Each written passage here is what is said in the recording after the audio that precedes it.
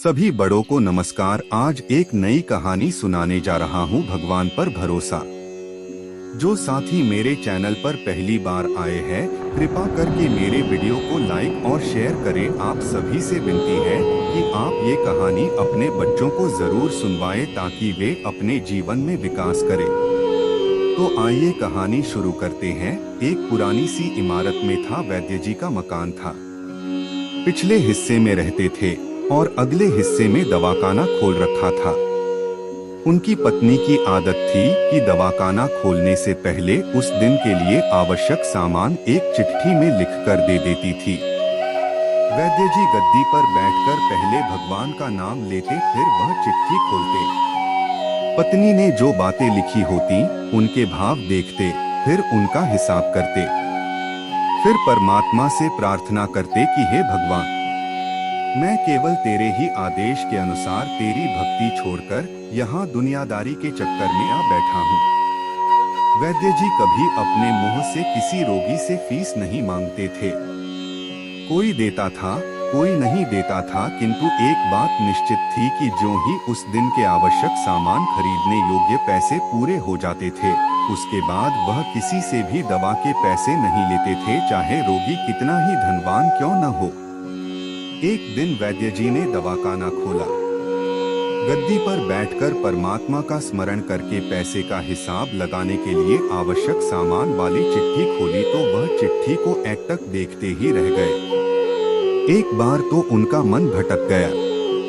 उन्हें अपनी आंखों के सामने तारे चमकते हुए नजर आए, किंतु शीघ्र ही उन्होंने अपनी तंत्रिकाओं पर नियंत्रण पा लिया। आटे दाल चावल आदि के बाद पत्नी ने लिखा था, बेटी का विवाह 20 तारीख को है, उसके दहेज का सामान।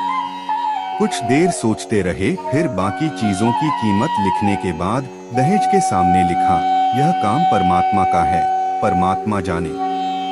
एक दो रोगी आए थे, उन्हें वैद्य जी दवाई दे रहे थे। इसी दौरान एक बड़ी सी कार उनके दवाखाने के सामने आकर रुकी। वैद्य जी ने कोई खास तवज्जो नहीं दी, क्योंकि कई कारों वाले उनके पास आते रहते थे। दोनों मरीज दवाई लेकर चले गए। वह सूटेड बूटेड साहब कार से बाहर निकले और नमस्ते करके बेंच पर बैठ गए।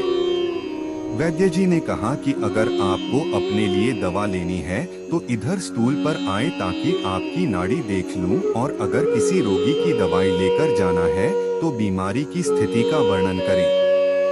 वह साहब कहने लगे, वैद्य जी, आपने मुझे पहचाना नहीं। मेरा नाम कृष्णलाल है, लेकिन आप मुझे पहचान भी कैसे सकते हैं?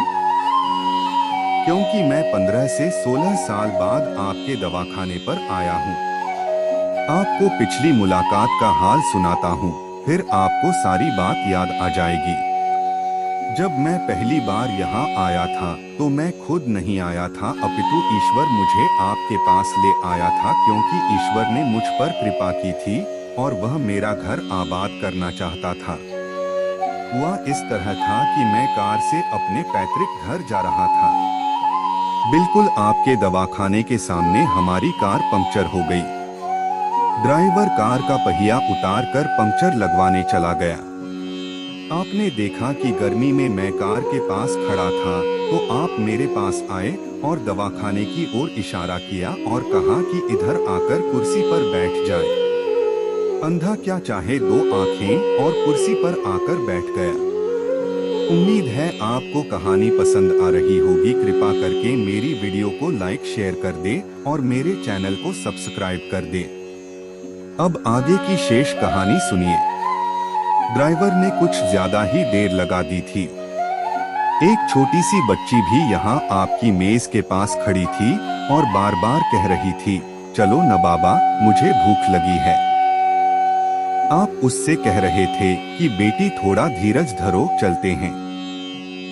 मैं यह सोचकर कि इतनी देर से आपके पास बैठा था और मेरे ही कारण आप खाना खाने भी नहीं जा रहे थे, मुझे कोई दवाई खरीद लेनी चाहिए ताकि आप मेरे बैठने का भार महसूस न करें। मैंने कहा, वैद्य जी, मैं पिछले 5 से 6 साल से इंग्लैंड में रहकर कारोबार कर रहा हूँ। इंग्लैंड जाने से पहले मेरी शादी हो गई थी, लेकिन अब तक बच्चे के सुख से वंचित हूँ। यहाँ भी इलाज कराया और वहाँ इंग्लैंड में भी, लेकिन किस्मत ने निराशा के सिवा और कुछ नहीं दिया। आपने कहा था मेरे भाई, भगवान से निराश न हो। याद रखो कि उसके कोष में किसी चीज की कोई कमी नहीं है।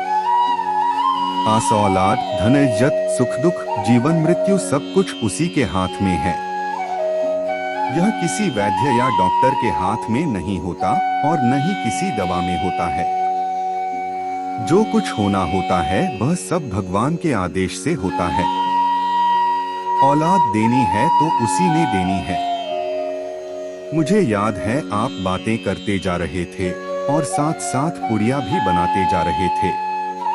सभी दवा आपने 2 भागों में विभाजित कर 2 अलग अलग लिफाफों में डाली थीं और फिर मुझसे पूछकर आपने एक लिफाफे पर मेरा और दूसरे पर मेरी पत्नी का नाम लिखकर दवा उपयोग करने का तरीका बताया था। मैंने तब बेदिली से वह दवाई ले ली थी क्योंकि मैं सिर्फ कुछ पैसे आपको देना चाहता था। लेकिन जब दवा लेने के बाद मैंने पैसे पूछे तो आपने कहा था बस ठीक है। मैंने जोर डाला तो आपने कहा कि आज का खाता बंद हो गया है।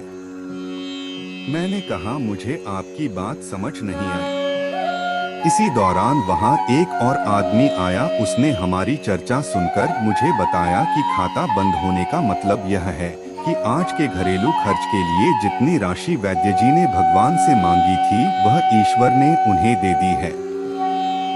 अधिक पैसे वे नहीं ले सकते। मैं कुछ हैरान हुआ और कुछ दिल में लज्जित भी कि मेरे विचार कितने निम्न थे और यह सरलचित्त वैद्य कितना महान है।